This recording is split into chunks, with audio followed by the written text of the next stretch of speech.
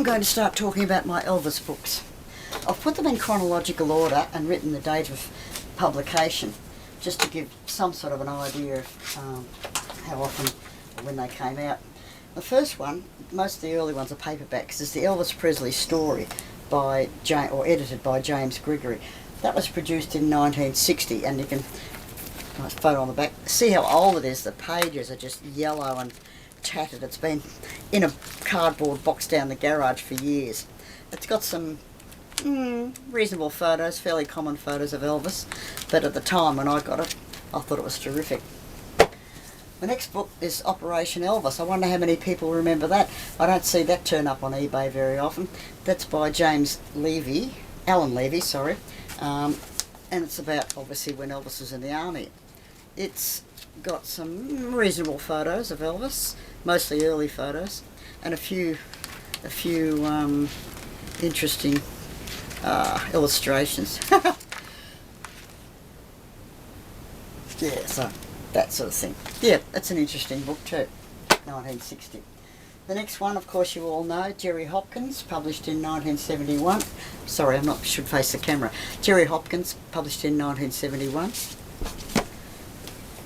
Elvis and the Colonel. This one's probably not so well, maybe it is well known. Now, who wrote this one? Let's see.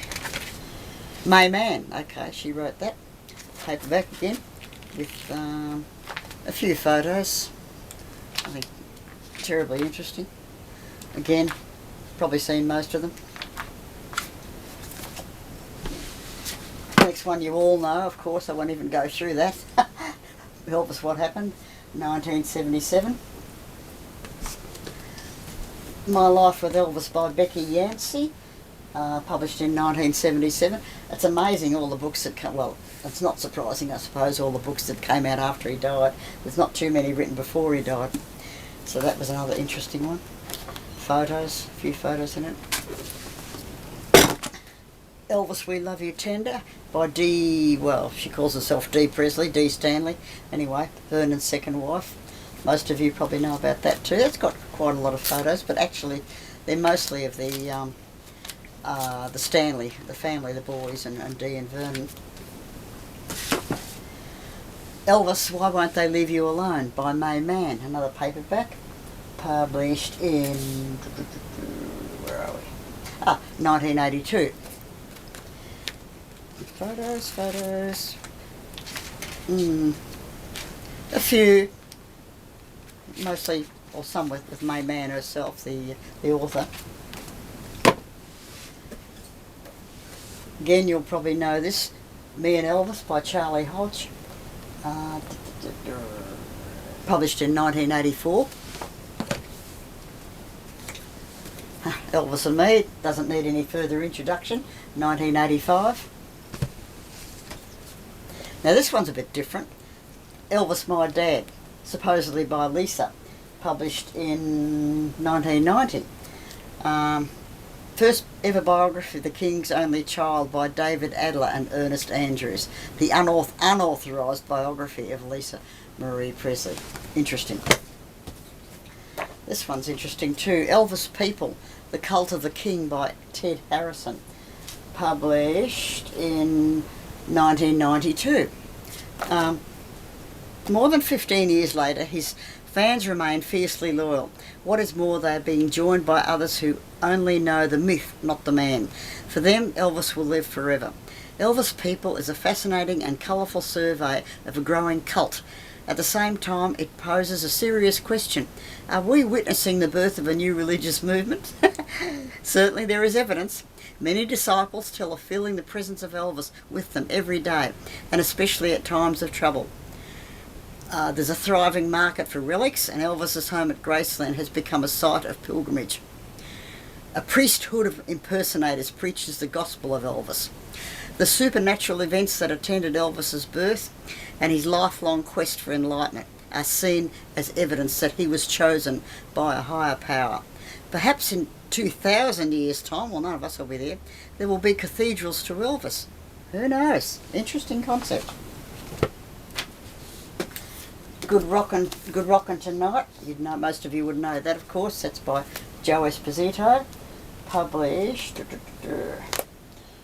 rocking tonight. Where are we? 1994. Okay. Raised on Rock by David Stanley, one of his stepbrothers.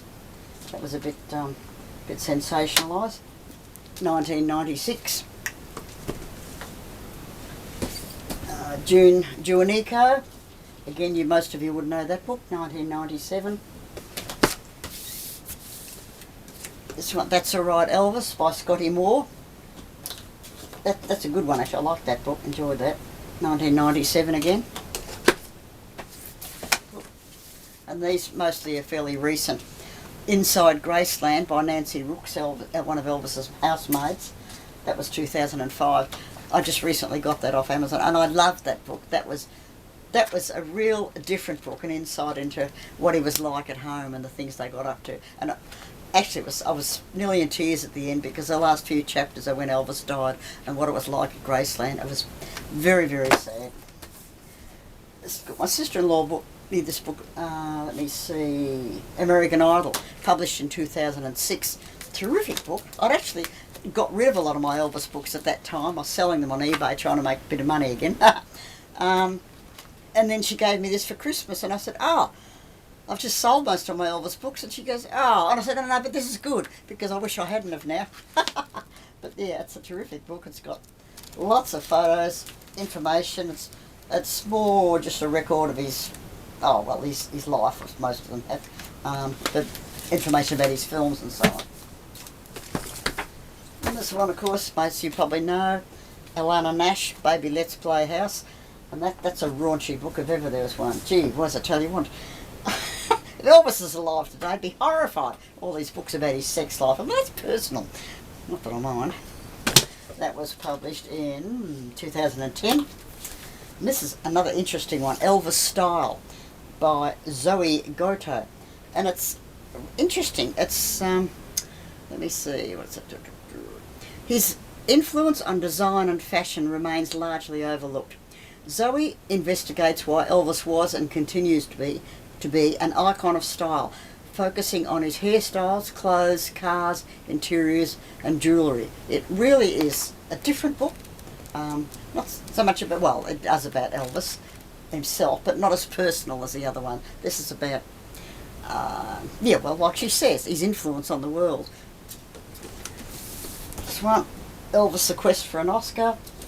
Well, that Elvis Style was published in 2016, and Quest for an Oscar, published 2022, very, very recent. That's a fascinating book. It's, it is about Elvis, but there's also bits about other movie stars. And this guy's written a book, the same thing, Quest for an Oscar, for Errol Flynn and Marilyn Monroe, because like Elvis, they made a lot of films. They were at the top of the range as far as actors and stuff. They might not have made.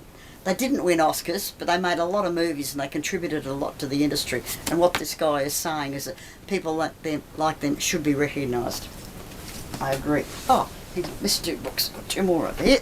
Excuse me.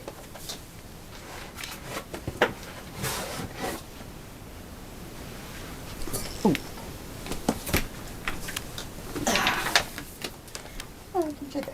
Okay, Last Train to Memphis. Again, most of you would know that. Peter Guralnick and Alana Nash again. Revelations from the Memphis Mafia. And let me see, this one, a new one I got just recently, the strange medical saga of Elvis Presley, Forrest Tennant.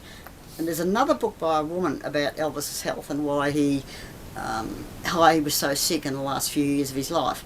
And this one is pretty much the same thing. I think he actually mentions the other author. But no, this is really interesting. Very sad when you think how sick that Elvis was, and he just didn't let on to people. And this book is a Japanese book, and I don't know where it came from. Maybe my pen friend in Japan sent it to me. I don't know when it was published because it's all in Japanese, and I can't read Japanese. But it's full of photos and Japanese writing. So no, it's got some fabulous pictures. Fabulous pictures. I really like this little book. You probably can't see much, but anyway. So it goes through all these movies and so on. Yeah, so that one. I've also got the big books, but I haven't got them out on my desk, so I'm going to stop this movie and, well, this video. I've got the two more Elvis books, actually. I've got the Linda Thompson one, and I've got the Lonely Street, the story of Heartbreak Hotel, but they're out on loan at the moment to someone else. I hope you enjoyed this. I hope it makes sense. I probably talked too fast. Anyway, bye for now. Oh, like my t-shirt.